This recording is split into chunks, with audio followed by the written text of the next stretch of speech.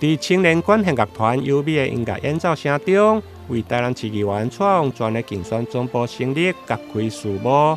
现场包括市长黄伟泰、加议长郭信良，以及座位的议员，拢到场小听，为迈向5连霸的蔡旺全议员来加油打气。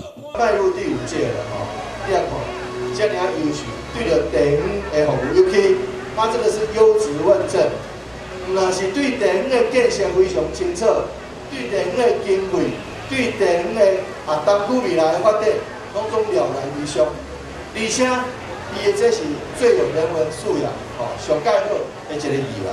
王泉有情有义，王泉甲小婷，所以拜托咱这用手一大，替咱王泉救一个，替咱王泉拼一个，服务求个大家服务，安尼好无？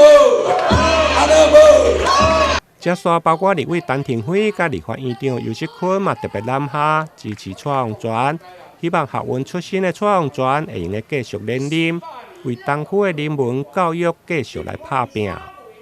对文化够重视的，所以讲伊是一个会当讲是文教的代言人啦。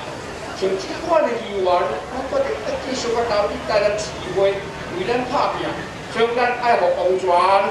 第7号的对吧？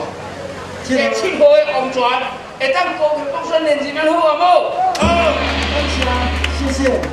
在由院长批过彩带加市长的受证期以后，议员蔡旺全嘛感谢各位党内同志、里长加支持者的热情小听，尤其这届抽到7号，甲8当前同款，但伊也呼吁，希望选民一定要集中选票。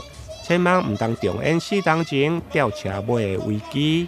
若无恁的小听，11月2日是非常的飞扬，飞扬再飞扬。拜托大家一定要坚持来，关键的一小，关键的一小，对着教育政策的坚持，对着囡仔教育的重视，对着文化音乐艺术的推动，关键的文教的一小。蔡旺全7号蔡旺全需要恁，拜托大家，让旺全过关当选，好无？拜托，感谢，谢谢。现场除了青年管弦乐团的演奏，另外还有饶舌歌手大基加红人帮的歌手许志豪的演唱，为现场炒热气氛。同时嘛为18岁公民权来宣传。台南新闻林根采访报道。